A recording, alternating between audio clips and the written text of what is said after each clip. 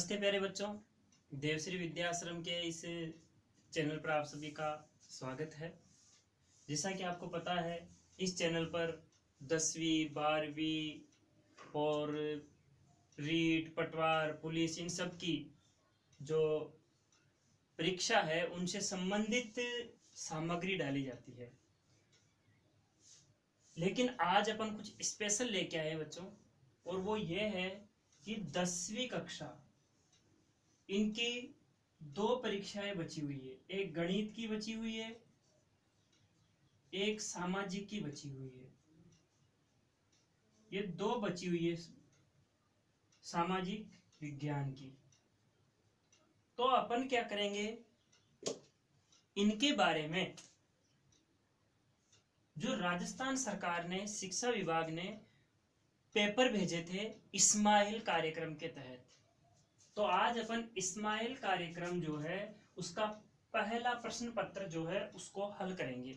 इसके अंदर बहुत इंपॉर्टेंट यानी महत्वपूर्ण प्रश्न है, उनको अपन यहाँ पर अध्ययन करेंगे, उनको सॉल्व करेंगे। और रोज एक पेपर का सॉल्यूशन आपको मिलेगा इस चैनल पर, और वो रोज आपको शाम को 7:15 बजे रोजाना मिलेगा। तो आप रोज शाम को 7:15 बजे इस चैनल पर देख सकेंगे। तो अभी सबसे पहले तो आप इस चैनल को यहाँ पर जो लाल कलर में सब्सक्राइब लिखा हुआ है उस पर क्लिक करें, उसके पास में ही बेल आइकन लगा हुआ है उस पर भी आप क्या कर दे, क्लिक कर दे, तो जो ही नया वीडियो आएगा वो आपको मिल जाएगा। चलो अपन बात करते हैं अब सबसे पहले इन प्रश्नों को हल करने की। देखो इस कड़ी में सबसे पहले प्रश्न नंबर 1, कौटिल्य की पुस्तक का नाम बताइए। बच्चों कौटिल्य, देखो यहां पर अपन चक्कर में पड़ जाते हैं, अपन कभी कभी कंफ्यूज हो जाते हैं। कौटिल्य न आकर, मैं यहां थोड़ा सा इसको यहां समझाता हूं, बाद में इसका आंसर अपन सामने लिख देंगे। कौटिल्य, इसके बच्चों एक नाम इसका है विष्णुगुप्त। विष्णुगुप्त। एक इसका और नाम है बच्चों उसका चाणक्य। अब बात यह होती है कि प्रश्न ये ही रहेगा कि कौटिल्य की पुस्तक का नाम क्या है, लेकिन कौटिल्य न लिख करके उन्होंने लिख दिया चाणक्य की पुस्तक का नाम क्या है। अपन ने तो रट लिया कौटिल्य, लेकिन अपन को ध्यान रखना है कौटिल्य का ही दूसरा नाम है चाणक्य। और मान लो बच्चों आपको थोड़ा सा घुमाने के लिए अगर वो कह दे विष्णुगुप्त की पुस्तक का नाम लिखिए, तो फिर आपके दिक्कत हो जाएगी, क्योंकि आपने तो चाणक्य कौटिल्य तो देख लिया था लेकिन विष्णुगुप्त का नाम नहीं सुना था। तो ध्यान रखें, ये विष्णुगुप्त, चाणक्य और कौटिल्य तीनों कौन है, यही है। और जिसकी पुस्तक का नाम है तो इसका उत्तर है वो है अर्थशास्त्र। क्या नाम है बच्चों इसकी पुस्तक का नाम, अर्थशास्त्र। जो किससे संबंधित है, राजनीति से संबंधित है। किससे संबंधित है, राजनीति से संबंधित। पुस्तक का नाम है अर्थशास्त्र, अर्थ का मतलब धन, शास्त्र अर्थ से संबंधित यानी धन से संबंधित, लेकिन ये राजनीति से संबंधित है। और आपके परीक्षा के अंदर एक प्रश्न और इसी में से घूम सकता है कि अर्थशास्त्र ने राज्य उसके क्या नाम है जो राजनीति के कितने अंग बताए हैं, तो वो अंग 7, सप्तांग सिद्धांत जो दिया था मेरे साथियों, वो इसी ने ही इसी पुस्तक में चाणक्य ने दिया था। यही चाणक्य, यही कौटिल्य, यही विष्णुगुप्त। तो पहले प्रश्न का अपना उत्तर क्या हुआ, अर्थशास्त्र। इसको ये घुमा दे, अर्थशास्त्र की रचना किसने की, तो वो ये कौटिल्य है। तो पहला प्रश्न अपना हुआ कंप्लीट। बात करते हैं दूसरे प्रश्न की। दूसरा प्रश्न है अपना, कालिदास द्वारा रचित 2 महाकाव्यों का नाम बताइए। थोड़ा सा यहां समझते हैं।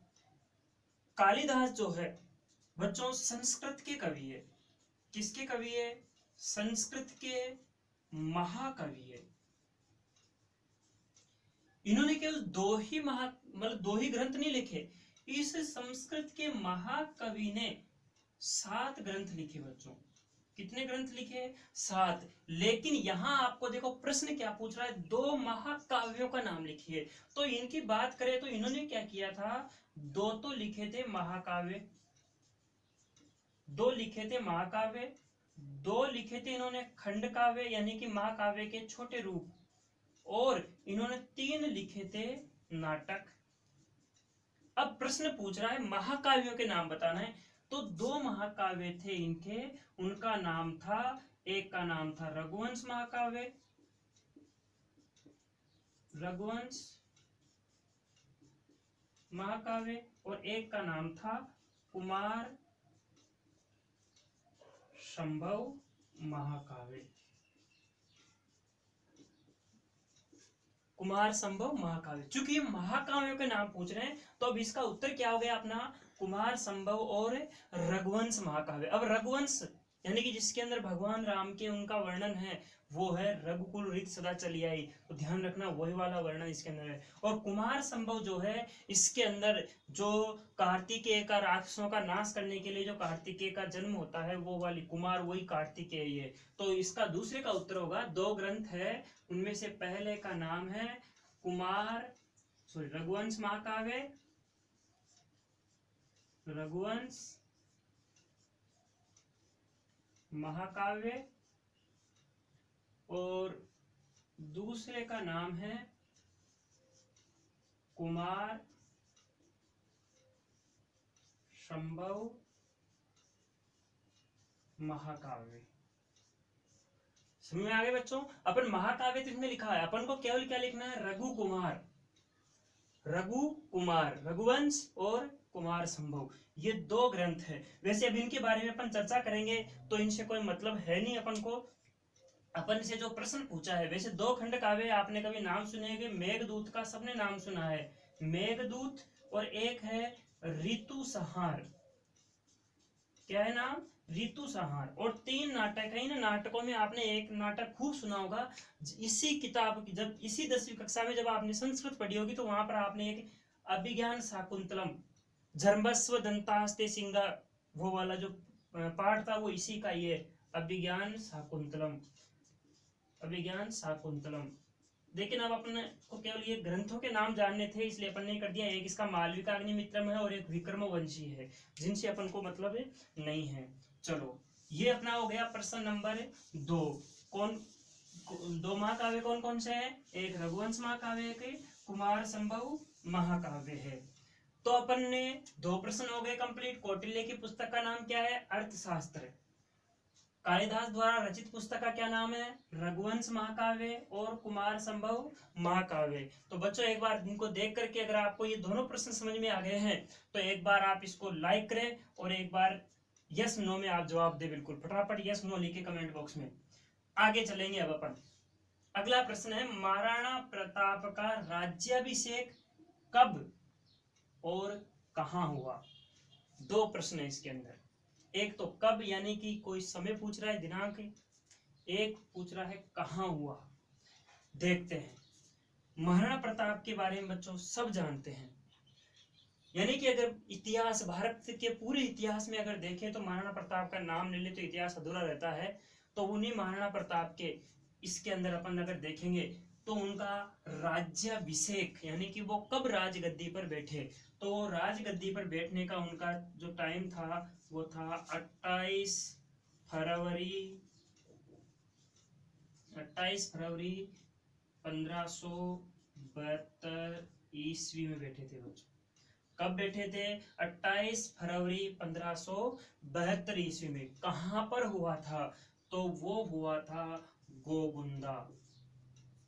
कहां पर, गोगुंदा में उनका राज्याभिषेक हुआ था बच्चों, कहां पर, गोगुंदा में। और कब बैठे थे, 28 फरवरी 1572, होली का दिन था बच्चों, होली थी उस दिन। क्योंकि यहाँ पर थोड़ा सा आपको पता हो तो जो जगमाल था इसका भाई वो राजगद्दी पर बैठने की कोशिश कर रहा था, बैठ ही गया था, लेकिन जब अपने पिताजी के दाह संस्कार में नहीं गया तो उस कारण से इसको थोड़ा सा वहां पर बवाल खड़ा हो गया। और जो उसके सामंत थे, इनके जो नाना थे, वो सब आकर के और इनको राजगद्दी पर बैठा दिए, क्योंकि ये बड़े थे तो ये बैठने वाले थे और हक भी इनका था, लेकिन उनको जबरदस्ती बैठा दिया गया। तो अपन को केवल प्रश्न इतना था कि राज्याभिषेक कब हुआ और कहां हुआ। तो कब हुआ, 28 फरवरी 1572 में, और कहां हुआ, गोगुंदा में। ठीक है बच्चों, तो अपने पहला प्रश्न, दूसरा प्रश्न, तीसरा प्रश्न कंप्लीट हो गया है। अब आपको तीसरा प्रश्न अगर समझ में आया है और तीसरे प्रश्न का ये, तो एक बार आप बिल्कुल कमेंट बॉक्स में लिखे यस सर या नो सर। और कोई भी अगर फिर भी आपकी कोई दिक्कत है तो आप इसी में कमेंट लिख सकते हैं, आपकी हर समस्या का समाधान होगा, हर प्रश्न का समाधान होगा। अब अगला प्रश्न, प्रश्न नंबर 4, राजनैतिक लोकतंत्र के दो रूपों का उल्लेख कीजिए। राजनीतिक लोकतंत्र के दो रूपों का उल्लेख कीजिए। अब ये पूछ रहा है राजनीतिक लोकतंत्र। देखो बच्चों, यहाँ पर जो गलती करते हैं अपन, चलो एक बार इसके उत्तर लिख देते हैं अपन। यहाँ पर कब हुआ, चलो यही लिख देता हूँ बच्चों में, क्योंकि वहां सामने तो अब इसकी जगह रही नहीं, तो मैं यहाँ या फिर हाँ यही लिख देता हूँ। उत्तर नंबर 3 कब हुआ, 28 फरवरी 1572 ईस्वी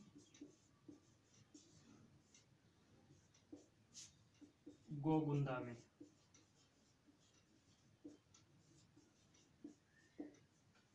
ये है, आगे चलते हैं। अब राजनीतिक लोकतंत्र के दो रूप, उत्तर नंबर 4। पहले का उत्तर अपन ने यहाँ सामने लिख दिया, दूसरे का उत्तर अपन ने यहाँ लिख दिया, अब तीसरे का उत्तर ये लिख दिया और चौथे का उत्तर यहाँ लिखेंगे। पहले थोड़ा समझेंगे राजनीतिक लोकतंत्र के रूप। बच्चों अपन राजनीतिक तो पढ़ते नहीं है, सीधा लोकतंत्र के रूप, और अपन कौन से पे चले जाते हैं, सामाजिक, आर्थिक, नैतिक, उन रूपों पे चले जाते हैं। नहीं, इसने देखो प्रश्न क्या पूछा है, राजनीतिक लोकतंत्र के रूप पूछे इसने, लोकतंत्र के नहीं, राजनीतिक लोकतंत्र के। अब राजनीतिक लोकतंत्र के रूप पूछे हैं तो उनके ही अपन को क्या देना पड़ेगा, जवाब देना पड़ेगा। तो देखो क्या जवाब देंगे, देखते हैं। राजनीतिक लोकतंत्र, तो यहां पर इसके दो रूप ही है। एक है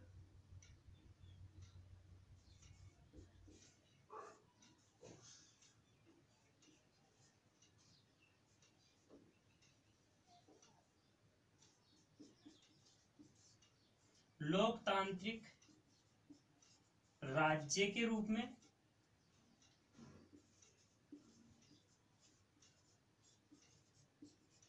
और एक है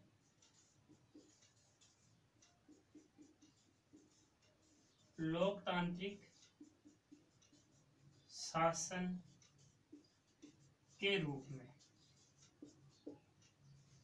यानी कि कुल मिला के अपन ये कह सकते हैं, एक राज्य के रूप में और एक शासन के रूप में लोकतंत्र, ये दो रूप है इसके। अपन को आगे तक कुछ ध्यान रखना, अपन इतना ही ध्यान रखना है, एक राज्य के रूप में और एक शासन के रूप में। ये क्या है, इस राजनीतिक लोकतंत्र के दो रूप है। राजनीतिक लोकतंत्र के दो रूप कौन है, लोकतांत्रिक राज्य के रूप में और लोकतांत्रिक शासन के रूप में, दो है। ठीक है, तो अब आगे चलते हैं अपन कि प्रत्यक्ष लोकतंत्र से क्या आशय है। बच्चों यहाँ पर ध्यान रखना, कहीं जब ये प्रश्न आएगा तो बच्चे लिख के आएंगे आर्थिक लोकतंत्र, राजनीतिक लोकतंत्र, नैतिक लोकतंत्र, लेकिन ध्यान रखना वो मार्क्सवादी लोकतंत्र। लेकिन आपको यहाँ पर ध्यान रखना है कि ये राजनीतिक लोकतंत्र के रूप पूछ रहा है, तो वो एक राज्य के रूप में लोकतंत्र और एक शासन के रूप में लोकतंत्र। ठीक है, अब लेते हैं उत्तर नंबर 5। उत्तर नंबर 5 है, प्रत्यक्ष लोकतंत्र से क्या आशय है। यानी कि प्रत्यक्ष लोकतंत्र क्या है, किसे कहते हैं। तो आपको मैं बताऊं, जब अपन ने राजनीतिक लोकतंत्र पढ़ते हैं और राजनीतिक लोकतंत्र में जब अपन शासन पढ़ते हैं, तो शासन के उपभेद के रूप में दो प्रकार का लोकतंत्र आता है, एक आता है प्रत्यक्ष और एक आता है अप्रत्यक्ष। तो ये कह रहा है कि प्रत्यक्ष लोकतंत्र से क्या आशय है। तो प्रत्यक्ष लोकतंत्र के आशय को अपन बताते हैं यहाँ पर। तो देखो, यह आपको समझ में आ गया, यह आपको समझ में आ गया, वो तीनों प्रश्न जो थे, दो प्रश्न ऊपर वाले, वो आपको समझ में आ गए। चलो अब यहाँ इसका देखते हैं अपन।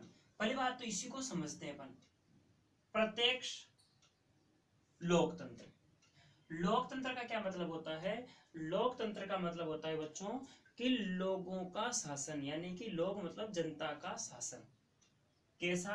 प्रत्यक्ष। प्रत्यक्ष मतलब सीधा, यानी कि ऐसा शासन जहां पर जनता खुद ही तो क्या करती है, प्रभुत्व शक्ति का पूर्ण रूप से प्रयोग करती है, वो ही सभी शक्तियों का प्रयोग करती है, प्रशासनिक अधिकारियों को नियुक्त करती है, राज्य की नीति संबंधी फैसलों का निर्णय लेती है, यानी कि प्रत्यक्ष लोकतंत्र कहलाता है।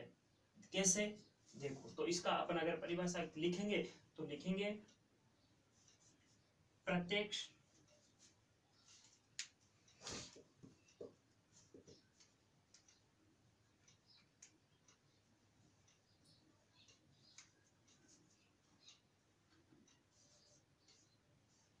प्रत्यक्ष लोकतंत्र में जनता स्वयं संपूर्ण प्रभुत्व शक्ति का प्रयोग करती है, नीति संबंधी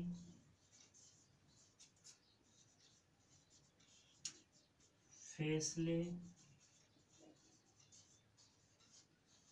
लेती है तथा प्रशासनिक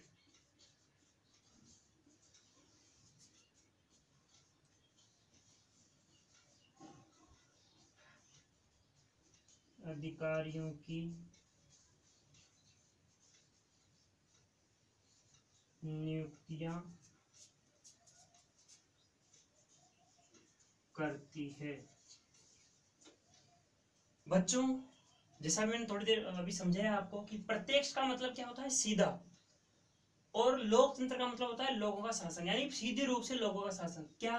कि प्रत्यक्ष लोकतंत्र में जनता स्वयं संपूर्ण प्रभुत्व शक्ति का क्या करती है, प्रयोग करती है, और नीति संबंधी फैसले भी खुद लेती है, और प्रशासनिक अधिकारियों की नियुक्ति भी खुद करती है। बच्चों, थोड़ा बड़ा हो जाएगा प्रश्न, नहीं तो इसमें आपको बताया है कि हरनसा ने कहा था कि जनता बिना किसी कार्यवाह को, बिना किसी प्रतिनिधियों के जब खुद ही शासन करती है तो वो कहलाता है प्रत्यक्ष लोकतंत्र।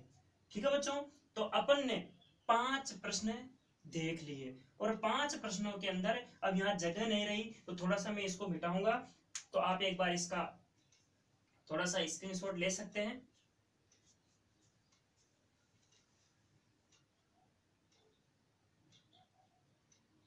ठीक है बच्चों, तो देखो, पहला अपने पहले प्रश्न से चलेंगे।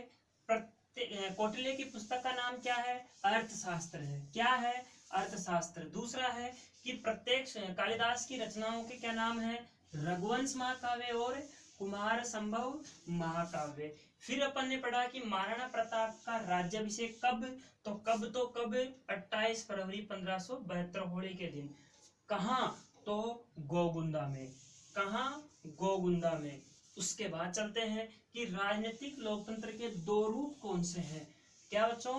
राजनीतिक लोकतंत्र के 2 रूप कौन से हैं? तो अपन ने पढ़ा, एक तो राज्य के रूप में लोकतंत्र और एक शासन के रूप में, एक राज्य के रूप में और एक शासन के रूप में। फिर अपन ने पढ़ा प्रत्यक्ष लोकतंत्र से क्या हास्य है। तो बच्चों देखो, यहाँ पर अपन ने पढ़ा था प्रत्यक्ष लोकतंत्र से क्या हास्य है, और वो अपन ने पढ़ा था कि प्रत्यक्ष लोकतंत्र में जनता स्वयं संपूर्ण प्रभुत्व, यानी सारी शक्ति का प्रयोग कौन करती है? जनता करती है, और किसकी जो नीतियां बनाती है उन ये खुद बनाती है, और कोई दूसरे जो निर्णय होते हैं उन निर्णय भी ये खुद लेती है, और बच्चों प्रशासनिक जो अधिकारी होते हैं उनकी नियुक्ति भी ये करते हैं। इस प्रकार से सारी शक्तियां इनके पास आ गई। अब प्रश्न अपना अगला प्रश्न आ गया। अगला प्रश्न लेते हैं, भारत में वित्त वर्ष की अवधि क्या है? भारत में वित्त वर्ष की अवधि क्या है? अब पहले तो ये पता करना है अपन को कि वित्त वर्ष क्या है। बच्चों, वह जिसमें जो अपने पैसों का जो लेखा जोखा है वो रखा जाता है 1 साल का। तो ये अवधि 1 साल की होती है। कितने साल की होती है? 1 साल की। यहां पर लिख देते हैं अपन, यही लिख देता हूं मैं, उत्तर नंबर 6। भारत में वित्त वर्ष की अवधि जो होती है वो होती है 1 वर्ष। कब से कब तक होती है? तो वो होती है 1 अप्रैल से 31 मार्च तक। ऐसे आपको बस भाई लास्ट कब है शुरू में आपको पता नहीं रहे तो ध्यान रखना, अप्रैल फूल, बस वो अप्रैल फूल अपन को कब बना दिया जाता है? 1 अप्रैल को। तो 1 अप्रैल से अपना वित्त वर्ष शुरू होता है और 31 मार्च को। लेकिन बच्चों जरूरी नहीं है सब जगह यही हो। एमपी के अंदर इसका वित्त वर्ष का टाइम अलग है। उन्होंने अभी 17-18 के अंदर ही उसकी घोषणा की है। तो ये हो सकता है, लेकिन फिर भी ज्यादातर जो सामान्यतः जो है वो ये है। और आपको आंसर ये लिख के आना है, 1 अप्रैल से 31 मार्च तक 1 वर्ष का इसका क्या होता है? अवधि होती है। अगला प्रश्न, एक राज्य के मुख्यमंत्री होने के नाते विधानसभा के नेता के रूप में, देखो अपन क्या करेंगे, एक राज्य के मुख्यमंत्री, मुख्यमंत्रियों तो मैं क्या क्या कर सकूंगा, तो आप क्या करेंगे, मैं मंत्रियों की नियुक्ति करवाऊंगा राज्यपाल से करके, मैं क्या नाम है जो विधानसभा और मंत्रियों के बीच में क्या नाम है जो समन्वय रखूंगा, मैं राज्यपाल और मंत्रिपरिषद के बीच में समन्वय रखूंगा। नहीं बच्चों, इसने प्रश्न को और थोड़ा सा घुमा दिया। एक राज्य के मुख्यमंत्री होने के नाते विधानसभा नेता के रूप में कार्य बताना है आपको, मुख्यमंत्री के रूप में नहीं, विधानसभा नेता के रूप में। क्या आपको पता है विधानसभा का नेता कौन होता है? मुख्यमंत्री। क्योंकि लोकसभा का नेता कौन होता है? प्रधानमंत्री। तो विधानसभा का कौन होगा? मुख्यमंत्री। अब ये केवल मुख्यमंत्री का नहीं पूछ रहा, ये पूछ रहा विधानसभा के नेता के रूप में क्या कार्य होंगे। तो अब अपन इसकी बात करेंगे, उत्तर नंबर 7।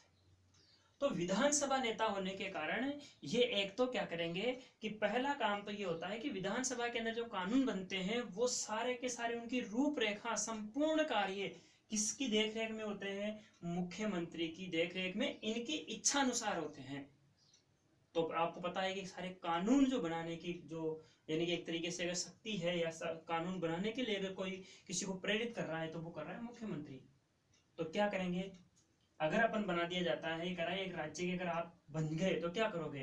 तो पहला तो अपन ये करेंगे कि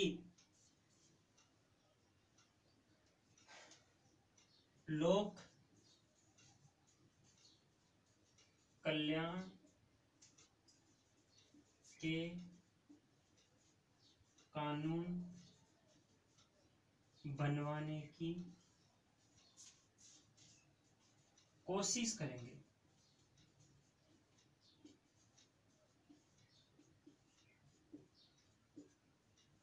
क्या करेंगे बच्चों? लोक कल्याण के कानून बनवाने की कोशिश करेंगे। दूसरा काम, आपको पता है बच्चों कि मंत्री परिषद यानी मुख्यमंत्री का कार्यकाल निश्चित नहीं होता है। ये कभी भी ये विधानसभा या राज्यपाल के प्रसाद पर्यंत अपन को बोल सकते हैं। क्योंकि अगर संवैधानिक रूप से सरकार नहीं चली तो वहां राष्ट्रपति शासन लागू हो जाता है। तो अब यहाँ पर अगर मान लो पहला कार्य तो हो गया लोक कल्याण के कानून बनाने की कोशिश करेंगे। दूसरा क्या हो गया, अगर संवैधानिक रूप से शासन नहीं चला, संवैधानिक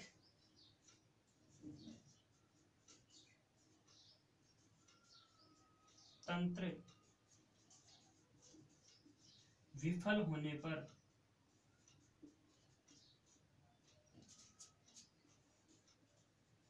विधानसभा भंग करने की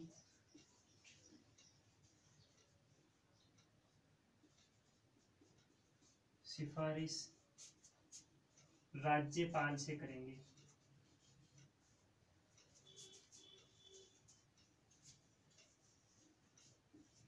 राज्यपाल से करेंगे। तो ये हो गया। एक बार और देख लेते हैं, वित्त वर्ष कब से कब है? 1 अप्रैल से 30 मार्च, यानी कि 1 साल के लिए। दूसरा है लोक कल्याण के कानून बनाने की कोशिश। अब कब, यानी कि अगर अगर विधानसभा के वो बढ़ जाते, तो मैंने आपको बताया है कि विधानसभा का नेता होने के कारण वो क्या करता है, वहां सारे कानून अपनी इच्छा से बनाने की कोशिश करता है, और सारे के सारे जो मंत्री परिषद है वो उनका मुखिया है, इसलिए इसके अनुसार कार्य करती है। इसलिए कानून बनवाने की जो सबसे ज्यादा प्रेरणा अगर मिलती है तो वो किससे मिलती है, मुख्यमंत्री से। इसलिए क्या करेंगे, अगर मैं मुख्यमंत्री बना या आप मुख्यमंत्री बने तो लोक कल्याण के कानून बनाने की कोशिश करेंगे। दूसरा, संवैधानिक तंत्र विफल, क्योंकि आपको पता है कि सिफारिश कौन करता है, मंत्रिपरिषद करती है, और मंत्रिपरिषद का मुखिया कौन है, मुख्यमंत्री।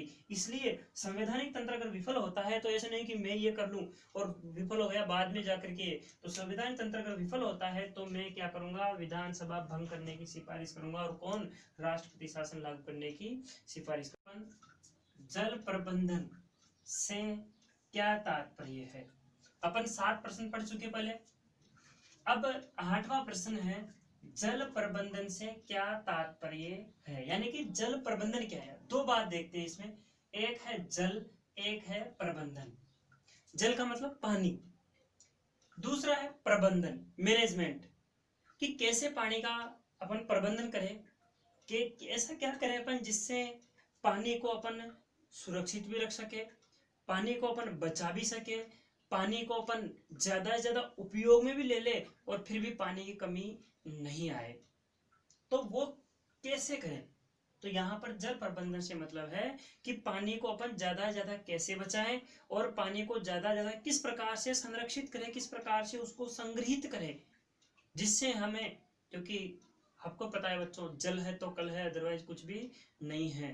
तो देखो क्या है, जल प्रबंधन में जल के वितरण, देखो कुछ बातों पे ध्यान देना है, पूरी पे ध्यान देना। जल के वितरण, वितरण का मतलब पानी को बांटना, पानी को उपयोग में लेना, उसका विकास और सुव्यवस्थित, कि पानी को किस प्रकार से उसको बांटे, पानी को किस प्रकार से बढ़ाए, उसका विकास करे, किस प्रकार से वो संग्रहित करे, किस प्रकार से उसको सुव्यवस्थित तरीके से, ऐसा नहीं कि हर कहीं जगह पे भर दिया, एक टाका बनाए बढ़िया सा, उसके अंदर ये करके तो वो रुके नहीं, तो वो अगर अपन ऐसे भर देंगे कहीं भी तो वो जमीन में ये हो जाएगा, और बाद में वो उपयोग का नहीं रहेगा। या फिर जैसे मान लो बरसात का पानी है, उसके लिए अपन बड़े से टाका बनाए तो वो जमीन में भी चला जाए, वो अच्छी बात है।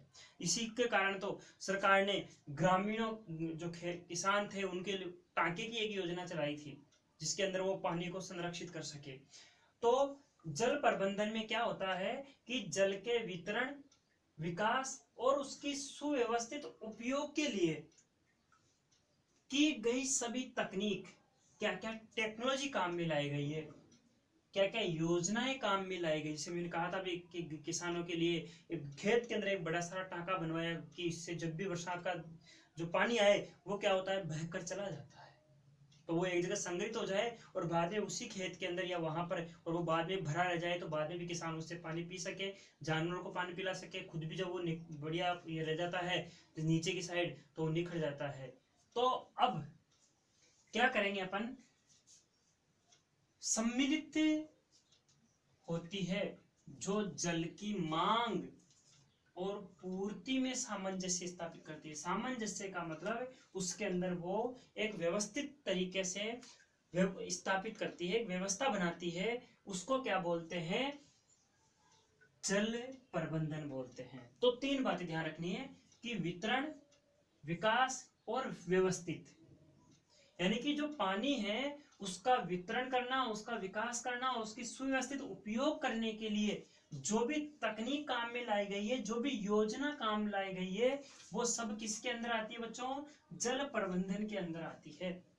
क्या क्या आती है जल प्रबंधन के अंदर, उसका वितरण कैसे करें, उसका विकास कैसे करें, उसको व्यवस्थित रूप से उपयोग कैसे करें, इसके लिए जो जो अपन तकनीकें अपन ने अपनाई है, जो जो योजनाएं अपन ने बनाई है, वो सारी इसके अंदर सम्मिलित होती है, जो क्या करती है, जल की मांग, कि कितना पानी चाहिए, और फिर उसकी पूर्ति करने के लिए सामंजस्य स्थापित करती है, उसको क्या कहते हैं, जल प्रबंधन कहते हैं। तो जल प्रबंधन से अपन सीधी बात ये समझेंगे कि जल प्रबंधन के अंदर वितरण, विकास और व्यवस्थित उपयोग के लिए जो अपने जो तकनीक है या योजनाएं हैं जो काम में आती है, जो मांग और उसकी पूर्ति को पूरी करती है, उसके अंदर व्यवस्था बनाती है, उसके अंदर सामंजस्य समन्वय बनाती है, वो क्या कहलाता है? जल प्रबंधन कहलाता है। अगर आपको समझ में आया बच्चों तो एक बार लाइक ठोक दीजिए, और इसको सब्सक्राइब तो आपने कर ही दिया होगा। अब आगे चलते हैं अपन। राजस्थान में बालिका शिक्षा को बढ़ावा देने के लिए चलाई जा रही योजनाएं लिखिए। बालिका शिक्षा को बढ़ावा देने के लिए, यानी कि ऐसी योजना है जिससे क्या हो, बालिकाओं को शिक्षा दी भी जाए और उनको सुविधाएं भी दी जाए। तो उसके लिए सरकार ने बहुत सारी योजनाएं चला रखी है बच्चों, लेकिन अपन ध्यान नहीं देते हैं। जैसे कस्तूरबा गांधी आवासीय बालिका विद्यालय, यानी कि ऐसी बालिका है जो पढ़ाई से वंचित है, वो उनके लिए एक कस्तूरबा गांधी आवासीय विद्यालय है जहां पर रहकर वो पढ़ सकती है। निःशुल्क वहां पर उनकी पढ़ाई होती है, वहीं पर उनको खाना दिया जाता है, सब कुछ वहीं पर उनका व्यवस्था की जाती है। तो ये योजनाएं किन के लिए है? बालिकाओं के लिए, क्योंकि इस विद्यालय में ओनली बालिकाएं रहती है, वहीं पर आवासीय ही है। दूसरा, ग्रामीण बालिकाओं को ट्रांसपोर्ट वाउचर, यानी कि जो बालिकाएं दूर दूर से विद्यालय आती है, उनको क्या दी जाती है? उनको या तो साइकिल दी जाती है, या फिर उनको ट्रांसफर वाउचर, यानी कि उनको आने के लिए किराया दिया जाता है। एक निश्चित उनको आने जाने के लिए क्या दिया जाता है बच्चों? किराया दिया जाता है। तो एक तो क्या है कि कस्तूरबा गांधी आवासीय विद्यालय है जो बालिका शिक्षा के लिए है। दूसरा है कि ग्रामीण बालिकाएं हैं, उनको ट्रांसफर वाउचर दिया जाता है, यानी आने जाने का उनको किराया दिया जाता है। गार्गी पुरस्कार आपको सबको पता है बच्चों, गार्गी पुरस्कार दिया जाता है 10वीं और 12वीं की जो बालिकाएं जो 75% से ऊपर जो नंबर लाती है, उनको गार्गी पुरस्कार दिया जाता है। आपकी बेटी योजना, इसके तहत भी सरकार इनकी सहायता करती है। देवनारायण छात्रा स्कूटी वितरण, यानी कि जब अपन 12वीं पास करके कॉलेज में जाते हैं तो वहां पर एक स्कूटी योजना भी है, जो लड़कियों को स्कूटी दी जाती है, जो 12वीं में पास अच्छे नंबरों से होती है और जो कॉलेज के अंदर निरंतर पढ़ती है, यानी कि रेगुलर जो पढ़ाई करती है, उनको स्कूटी दी जाती है। छात्राओं को निशुल्क साइकिल वितरण योजना, और छात्राओं को मैंने कहा था कि उनको निशुल्क, यानी कि या तो दे देते हैं उनको ट्रांसफर वाउचर, या देते हैं उनको साइकिल। अगर वो साइकिल से आना चाहती है साइकिल से आ जाए, नहीं तो ट्रांसफर वाउचर उनको दिया जाता है। ठीक है बच्चों, तो ये जल प्रबंधन और बालिका शिक्षा को बढ़ावा देने के लिए जो योजनाएं हैं, ये 2 प्रश्न अपन ने पढ़े। इस प्रथम प्रश्न के अंदर 10 प्रश्न थे बच्चों, जिनमें से अपन ने 7 प्रश्न जो छोटे छोटे थे वो एक साथ पढ़ लिए। ये थोड़े बड़े प्रश्न थे, ये अपन ने अब इसमें पढ़ लिए। अब एक अपना बड़ा प्रश्न रह गया जो निबंधात्मक प्रश्न है, अब उसको अपन इस पे जगह रही नहीं, तो अब उसको अपन आगे अगले इसमें पढ़ेंगे। इसको मैं मिटा देता हूँ। 10वां प्रश्न, इससे पहले अपन 9 प्रश्न अपन पढ़ चुके हैं। 10वां प्रश्न है, ये बड़ा प्रश्न है। भारत के राष्ट्रपति के उम्मीदवार में कौन सी योग्यताएं होना आवश्यक है? कहने का मतलब है कि अगर किसी को भारत का राष्ट्रपति बनना है तो उसमें कौन कौन सी योग्यताएं होना आवश्यक है। पहली बात तो यह है, यानी कि उसकी क्या बतानी है? योग्यताएं बनानी। दूसरा कह रहा है इसी में कि राष्ट्रपति के निर्वाचन का वर्णन कीजिए, कि राष्ट्रपति का जो निर्वाचन है उसका वर्णन करना है। तो बच्चों बड़ा प्रश्न है, इसलिए सबसे पहले अपन को यह भी बताना पड़ेगा कि राष्ट्रपति है कौन। भाई छोटे प्रश्न होते हैं उसमें तो अपन सीधा ही उसका उत्तर देते हैं। जैसे उसने पूछा 2 रूप, तो अपन ने 2 रूप बता दिए कि राजनीतिक लोकतंत्र के 2 रूप इस प्रकार है, तो बस 2 रूपों के नाम लिख दिए। कालिदास के 2 महाकाव्यों के नाम, तो कालिदास के 2 महाकाव्यों के नाम ये है। कौटिल्य की पुस्तक का नाम ये है। लेकिन अभी तो उसके बारे में कह रहा है राष्ट्रपति, और बड़ा प्रश्न है तो इसको अपन को पूरा बताना पड़ेगा। तो बच्चों इसका उत्तर अपन इस तरीके से देंगे। अपन क्या करते हैं कि इनको सीधा ही एक गद्यांश रूप में पूरा का पूरा ये कर देते हैं, तो अपन को उसके उत्तर नहीं मिल पाते हैं, क्योंकि अपन ने बताया नहीं कि कौन सी तो योग्यताएं हैं, कौन सा उसका निर्वाचन का ये है।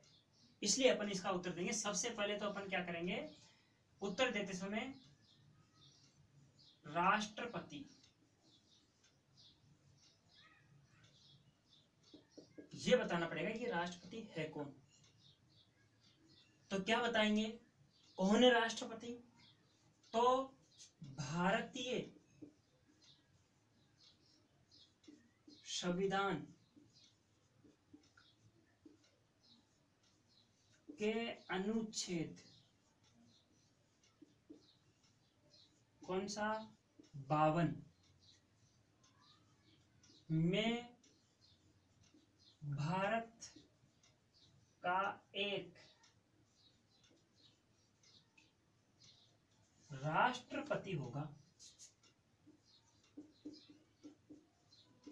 क्या कहा है बच्चों कि भारतीय संविधान के अनुच्छेद 52 में भारत का एक क्या होगा, राष्ट्रपति होगा। अनुच्छेद 53 में संघ की कार्यपालिका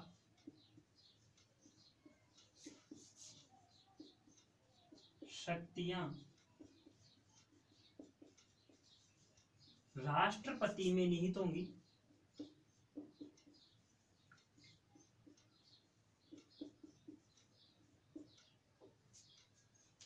देखो क्या कह रहे हैं कि कौन है राष्ट्रपति, कि भारत का जो संविधान है जिसके अनुसार पूरा भारत चलता है, हम सब चलते हैं, छोटे से लेकर बड़े तक चलते हैं। राष्ट्रपति भी होगा तो वो भी संविधान के अनुसार चलेगा, और एक अगर फुटपाथ पे बैठा है वो भी राष्ट्रपति संविधान के अनुसार चलेगा। तो उसके जो अनुच्छेद 52 है उसके अंदर बताया है कि एक राष्ट्रपति होगा, और वो राष्ट्रपति क्या होगा, जो संघ है यानी कि केंद्र सरकार है उसकी सारी कार्यपालिका शक्तियां किसके अंदर होगी, राष्ट्रपति के अंदर होगी। इस प्रकार से कह सकते हैं कि राष्ट्रपति क्या होता है, राष्ट्रपति भारत का संवैधानिक मुखिया है। संवैधानिक मुखिया है। क्या है बच्चों, राष्ट्रपति भारत का एक क्या है, संवैधानिक मुखिया है। अब ये तो अपन ने बात बताया जिसकी तुलना, मुखिया है जिसकी तुलना ब्रिटेन के ताज की गई है। ताज मतलब राजा वहां का, उस राजा से की गई है। यानी कि वहां का वो राजा भी कुछ नहीं करता तो अपना यहाँ का ये प्रधानमंत्री भी यानी कि जो राष्ट्रपति है वो भी कुछ नहीं करता, क्योंकि संवैधानिक प्रमुख है, नाम मात्र का प्रमुख है। जो वास्तविक प्रमुख है वो जो है वो प्रधानमंत्री है। लेकिन अपन को इनके बारे में पहले ये प्रस्तावना देनी पड़ेगी कि भारत का संविधान 52 के अंदर तो एक राष्ट्रपति होगा जो कार्यपालिका शक्तियों का क्या होगा, मुखिया होगा, और संवैधानिक प्रमुख है जिसकी तुलना ब्रिटेन के प्रधानमंत्री उससे राष्ट्र मतलब जो ताज है, जो वहां का राजा है, क्योंकि ब्रिटेन के अंदर तो लोकतंत्र है ही नहीं, वहां तो राजतंत्र है, और राजतंत्र है तो वहां पर राजा होगा, इसलिए उसके ताज से की गई। यानी कि वहां का वो राजा भी कुछ नहीं करता, जो करता है वो प्रधानमंत्री करता है। बात करते हैं अब अपन मुख्य प्रश्न कि जब राष्ट्रपति है तो वो कब बनेगा, क्या होना चाहिए उसके पास। तो फिर अब अपन यहाँ पर जो अपना प्रश्न है उसका जवाब देंगे। राष्ट्रपति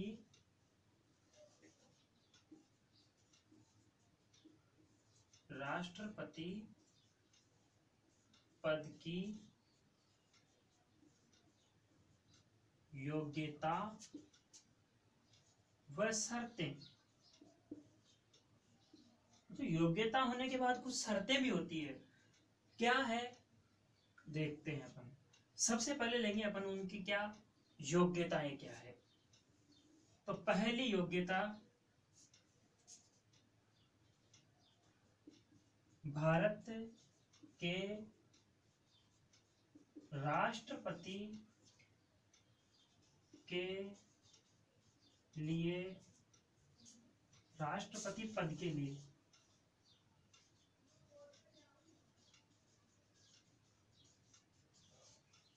निम्न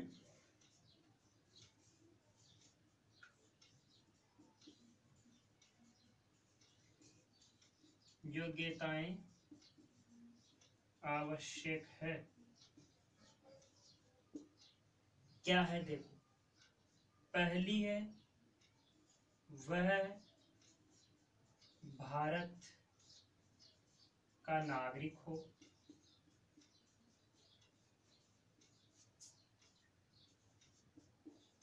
क्या है बच्चों? पहली, वह भारत का नागरिक हो। दूसरी क्या है? वह 35 वर्ष की आयु पूर्ण कर चुका हो।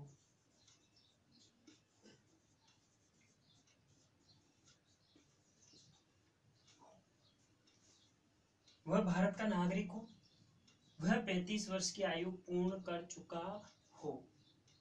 यह है क्या साथियों? उसकी, यानी कि जो भारत का राष्ट्रपति बनेगा उसकी योग्यताएं। अब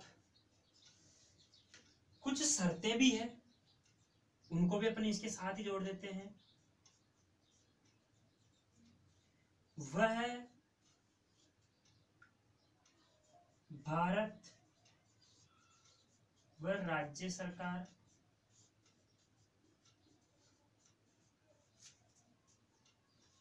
के किसी लाभ के पद पर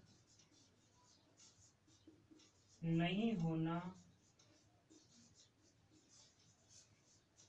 चाहिए। वो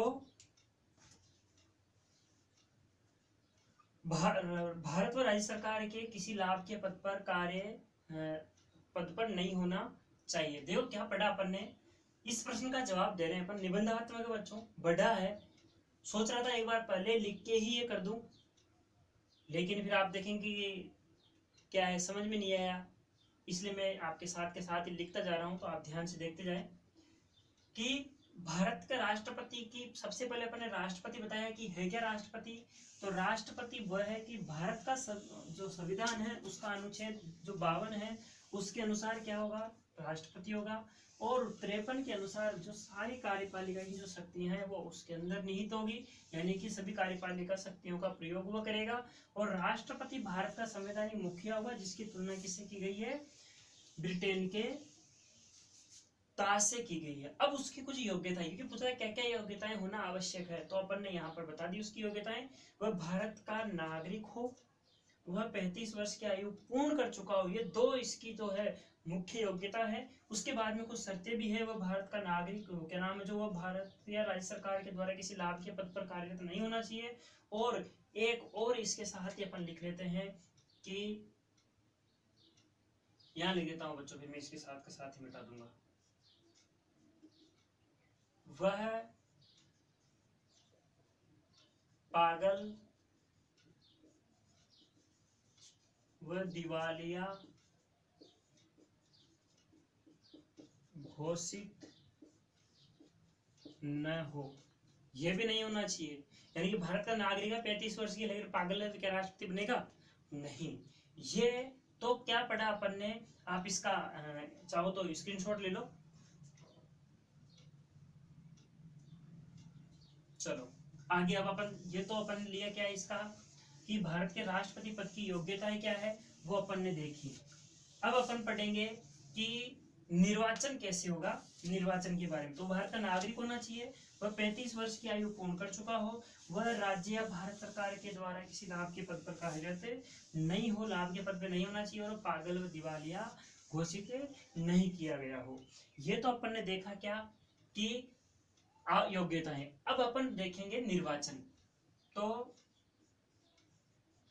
राष्ट्रपति का निर्वाचन,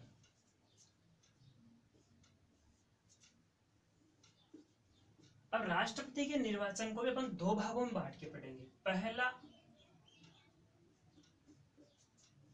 राष्ट्रपति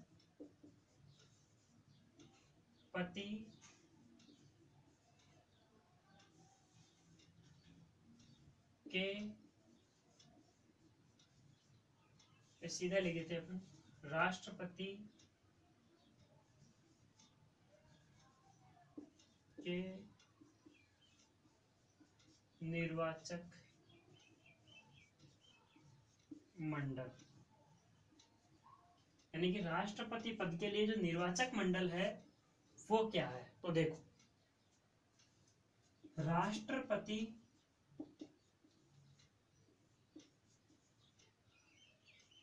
पद, राष्ट्रपति को चुनने के लिए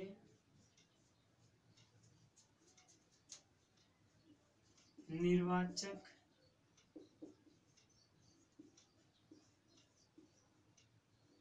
मंडल बनाया गया है, जिसमें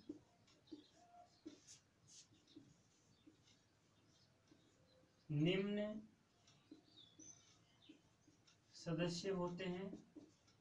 कौन कौन होते हैं? देखो,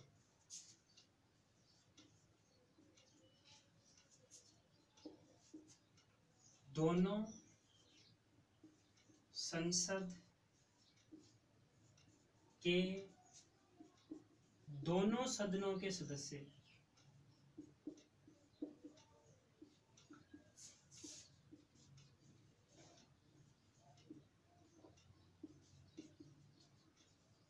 निर्वाचित सदस्य।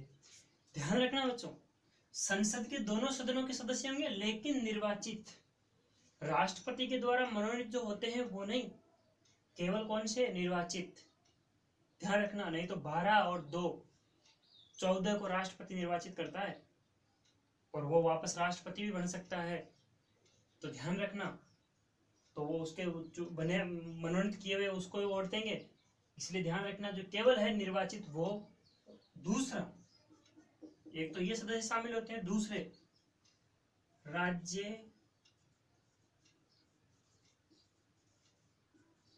के विधान मंडल के निर्वाचित सदस्य, यानी कि संसद के दोनों सदनों के निर्वाचित सदस्य और राज्य के विधान मंडल के निर्वाचित सदस्य किसमें भाग लेंगे? राष्ट्रपति के निर्वाचन मंडल में। और हाँ,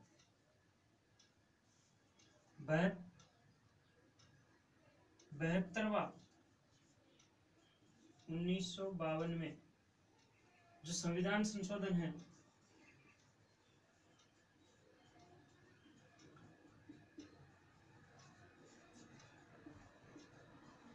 तहत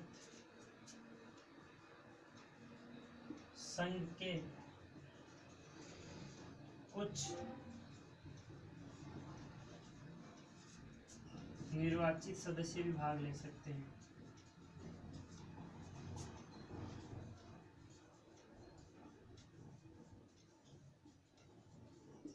भाग लेते हैं, ठीक है। अब ये तो बात हो गई किसकी? निर्वाचक मंडल की। राष्ट्रपति के लिए निर्वाचक मंडल या राष्ट्रपति के चुनाव के लिए, राष्ट्रपति के चुनाव के लिए निर्वाचक मंडल। आगे चलते हैं अपन, इसी का दूसरा, चलो इसको मैं मिटा देता हूं, आप इसका स्क्रीनशॉट ले लो। ये तो था राष्ट्रपति का निर्वाचक मंडल। अब राष्ट्रपति के लिए जो उसकी मतदान पद्धति है, तो राष्ट्रपति चुनने के लिए क्या होगा? निर्वाचक मंडल होगा, और उस निर्वाचक मंडल में क्या होंगे? संसद के दोनों सदनों के निर्वाचित सदस्य और राज्य विधान मंडल के निर्वाचित सदस्य। लेकिन जो 1992 जो एक संविधान संशोधन हुआ उसके अनुसार कुछ संघ शासित जो प्रदेश है उनके भी कुछ निर्वाचित सदस्य भाग लेते हैं। अब राष्ट्रपति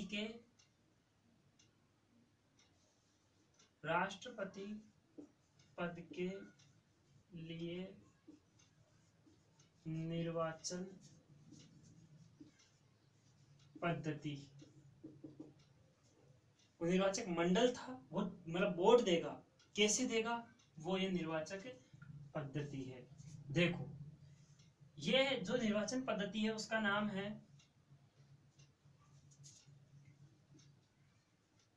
राष्ट्रपति का निर्वाचन राष्ट्रपति का निर्वाचन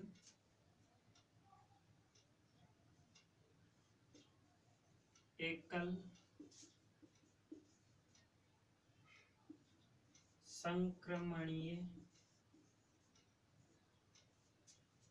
संक्रमणीय आनुपातिक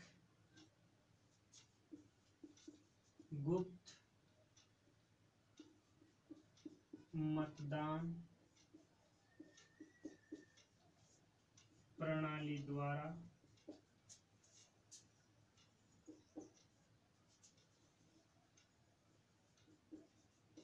अप्रत्यक्ष रूप से होता है।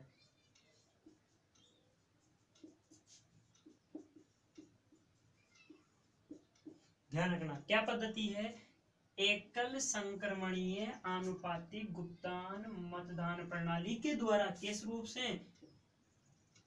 ये दो बातें ध्यान रखनी है, एक तो ये तो पद्धति है कैसे होता है, अप्रत्यक्ष रूप से होता है।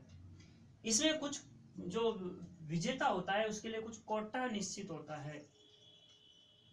सफल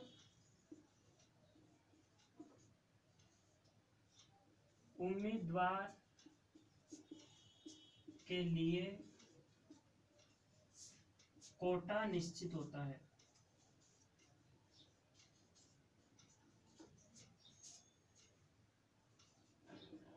कोटा निश्चित होता है जो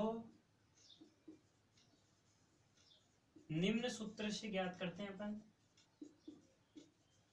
ज्ञात करते हैं। बच्चों आपको समझ में तो आ रहा है ना ये? अगर आ रहा है समझ में तो फटाफट इस पे आप अभी लाइक तो कर ही दिया होगा, सब्सक्राइब कर ही दिया होगा आपने, तो बस इसमें कमेंट में यस और नो लिख दो।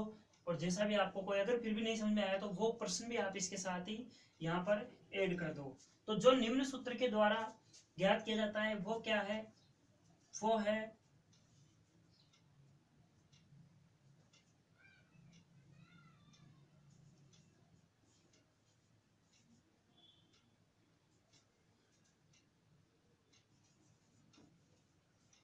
कुल वैध मत बटा कुल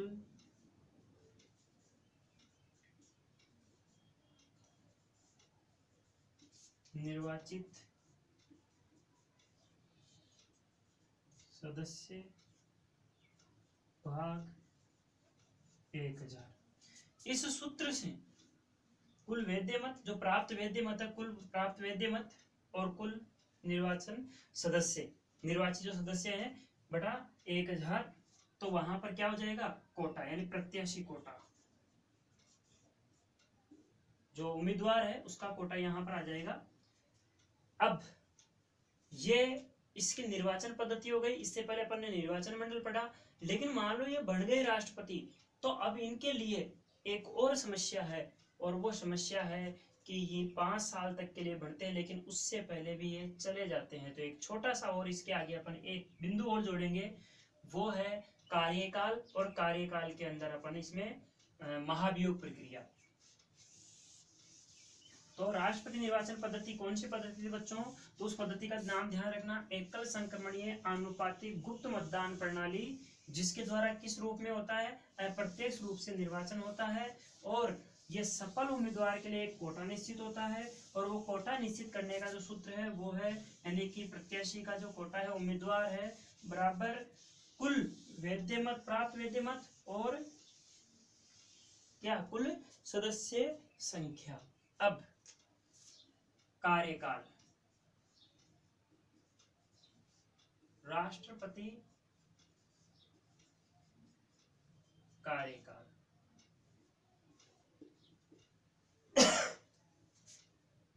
राष्ट्रपति का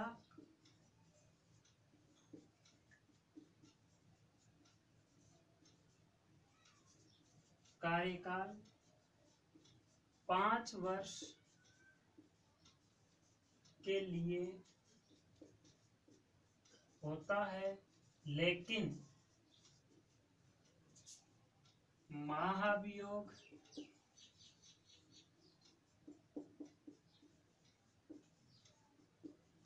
प्रक्रिया द्वारा समय से पहले भी हटाया जा सकता है। यानी कि बच्चों राष्ट्रपति की योग्यताएं अपन देख ली। अभी करें निर्वाचन का वर्णन। निर्वाचन का वर्णन अपन ने कर दिया कि उसकी क्या योग्यताएं होंगी, कैसे उसका निर्वाचन मंडल होगा, कैसे उसकी निर्वाचन पद्धति होगी, कैसे उनका कोटा फिक्स किया जाएगा। और अब कहे उसका कार्यकाल तो होगा, जब चुनाव किया है तो कार्यकाल भी उसी में आ गया।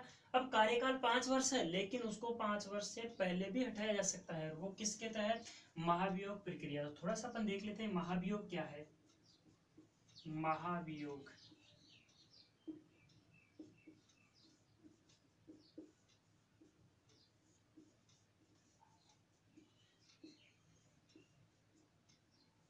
महाभियोग प्रक्रिया। बच्चों महाभियोग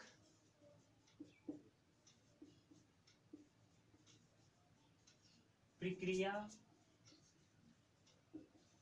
राष्ट्रपति द्वारा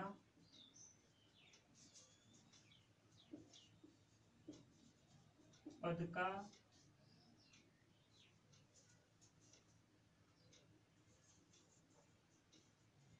दुरुपयोग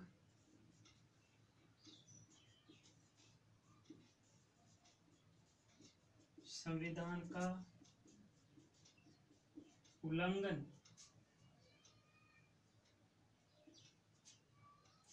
पद का दुरुपयोग संविधान का उल्लंघन करने पर संसद के किसी भी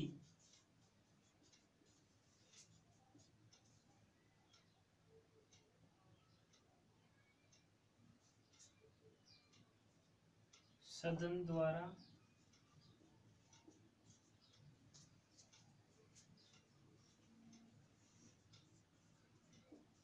राष्ट्रपति को पद से हटाने के लिए अपनाई जाने वाली एक प्रक्रिया है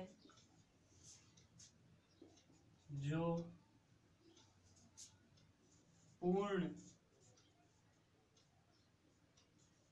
बहुमत से पारित होने पर राष्ट्रपति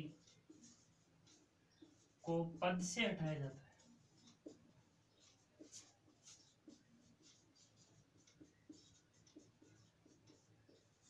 हटाया जाता है। तो बच्चों क्या थी ये महाभियोग प्रक्रिया? और बस अब अपन यहीं पर अपना लास्ट है। तो महाभियोग प्रक्रिया राष्ट्रपति द्वारा पद का दुरुपयोग या संविधान का उल्लंघन करता है तो संसद के किसी सदन द्वारा राष्ट्रपति को पद से हटाने के लिए अपनाई जाने वाली एक प्रक्रिया है जो पूर्ण बहुमत से या फिर एक विशेष बहुमत से, पूर्ण बहुमत कह सकते हैं अपने, एक विशेष बहुमत से पारित होने पर राष्ट्रपति को पद से हटाया जाता है। तो आज का अपना ये इस्माइल का पहला जो प्रश्न पत्र है ये हल हुआ। और अपन रोज इसी समय यानी कि रोज 7:15 बजे इसी चैनल पर रोज मिलेंगे। जब तक के लिए धन्यवाद। जय हिंद, जय भारत।